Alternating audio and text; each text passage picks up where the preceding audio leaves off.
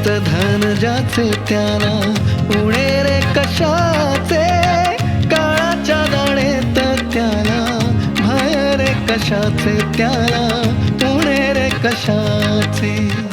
प्रभू येशू ख्रिस्ताच्या सर्वश्रेष्ठ नामात आपणांचं अभिवादन.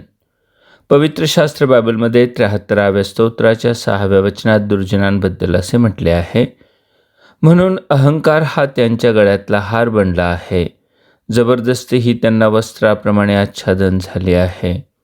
म्हणून हा शब्द उभयान्वयी अव्यय असून कारण आणि परिणाम यांच्यातील परस्पर संबंध सांगणारा आहे. दुर्जनांना मरण यातना नसतात, ते शरीराने धडधाकट व पुष्ट असतात. इतर मनुष्यांप्रमाणे त्यांना क्लेश होत नसतात, इतर लोकांप्रमाणे त्यांना पीडा होत नसतात. याचा परिणाम असा होतो की त्यांचे धैर्य वाढते, ते कोणालाही अथवा कशालाही भीत नाहीत, म्हणजेच ते अहंकारी बनतात. स्तोत्रकर्ता असा म्हणतो, अहंकार हा त्यांच्या गळ्यातला हार बनतो. याचाच अर्थ ते अहंकार अथवा गर्व गळ्यातील किमती दागिन्यांप्रमाणे मिरवतात. खरे तर गळ्यातील हार हा सन्मान व प्रतिष्ठेचे प्रतीक मानला जातो. योसेफाने फारो राजाच्या स्वप्नाचा तंतोतंत बरोबर अर्थ सांगितल्याने खुश झालेल्या फारोने त्याचा सन्मान करीताना त्याला अंगठी, वस्त्र व सोन्याची कंठी अर्थात हार दिला.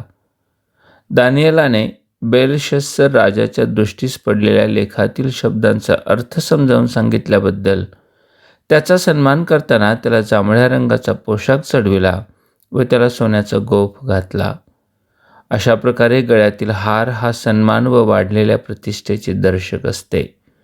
मात्र दुर्जन ज्या गोष्टींबद्दल एखाद्याला लाज वाटली पाहिजे, अगदी त्याच गोष्टींचा तोरा मिरवतो.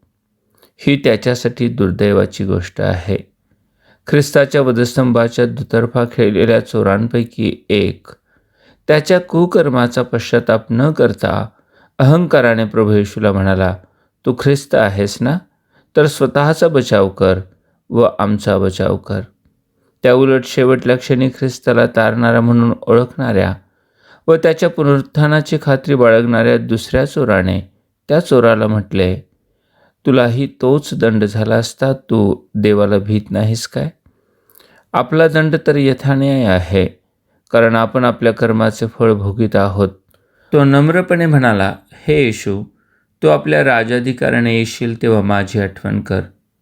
ख्रिस्ताने त्याला आजच सुखलोकात मजबरोबर असशील असे अभिवचन दिले. मात्र पहिल्या चोराला त्याचा अहंकार नरकात घेऊन गेला. आपणही आपल्या कर्म, शक्ती, सामर्थ्याचा अहंकार बाळगता काय? अहंकार सोडा व ख्रिस्ताला शरण जाऊन नम्र व्हा व सार्वकालिक जीवन प्राप्त करून घ्या. परमेश्वर आपणास सहाय्य करो. धन्यवाद.